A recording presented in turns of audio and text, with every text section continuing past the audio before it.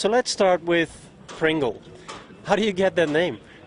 It's a long story. A good friend of mine, when I was 14, called me, his name's Ed Smith, he called me Pringle because I turned up for a week kayaking camp and all I had with me was a tent, a kayak and a packet of Pringles and a little bit of money.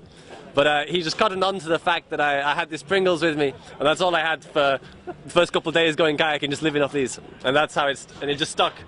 And I've never been able to lose it. Hey, so this pack of Pringles, would you recommend that as the winning diet for a world champion? No, actually now I only eat raw fruit and vegetables. This is only what I eat. This is worked pretty good. So that's probably much better than Pringles. I ditched Pringles a while ago, but kept the nickname. Okay, hey, let's start with your world title, and let's start with the obvious, but how does it feel? Amazing. It hasn't really hit me yet. Like I still can't really believe it. Like it was so close in the end, and I was so nervous, and then to get told I got it, oh, it's amazing. Was it something you thought you would be capable of with you know, people like Nick Troughton, Peter Xonka? Yeah, did you expect this? I always especially this last couple of years I trained really hard and my kayaking it's always been like really high, especially in practice, and I always kind of struggled with the mental side in competition to show it. So I always knew like I was capable of like all the moves and getting the points and everything, but I kind of struggled to show it in competition, and like I worked a lot on that, and this time I finally managed to bring it out a bit. How did you work on that, on the mental side? I did quite a lot of reading on it, like I did meditation every day, and just tried to calm myself down. And like actually the first few rounds I was a bit too relaxed, and then this not today, I tried to psych myself up a bit more, and it worked. I think you started upstream, if I'm correct. You're there on your own. You probably hear some noise here, and then you're paddling and you're going into the wave. Tell me, what happens there in the wave? Basically, I try and get myself pretty like pumped up before I get on, and I drop down and do my entry move. And my aim is always to get my big four moves, which is both McNasty's and both Phonics's, and I try and get them as big as possible, jump as high as I can, and get the Phonics's really vertical. And then I also want to get a big loop in, somewhere mixed in between the two sets of those moves.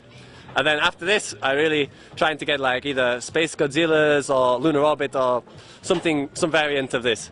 And like my winning ride, I think it was like an entry move, both McNasty's, both Phonics, loop, Space Godzilla, and Lunar Orbit.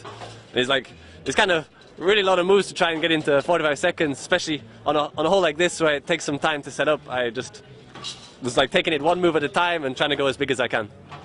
When you're in that wave, do you really consciously think, or is everything going in a flow, almost unconscious? Mentally, what goes on there? I try and not think. I always pass my best when I don't think. If I'm thinking, I get slow and it doesn't work. So I was really trying hard this time to like imagine my run above, like when I'm waiting for the judges to say go, and then when I drop down, I'm just trying not to think and just feel and go as big as I just thinking to go big, pretty much. Yeah. Great Britain seems to be quite a powerhouse in the paddle sports. What are you guys doing?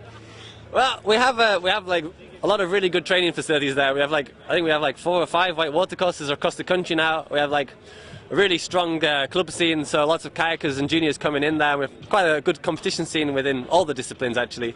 So it's kind of a perfect breeding ground for kayaking, and like finally in freestyle we're starting to take some of the main medals now, and it just shows we have a perfect training ground. Yeah. Hey, and my last question. Next year you've got the World Cups. In 2013 we've got the World Championships in the US. How are your next few years going to look like? What are you going to do? Train even harder. Probably do some more traveling. I want to do some more bigger volume, bigger wave kind of things, and try and win some more Worlds and World Cups. See what I can do. Yeah. See how far I can take it. I wish you good luck with that, and congratulations with your world title. Thank you.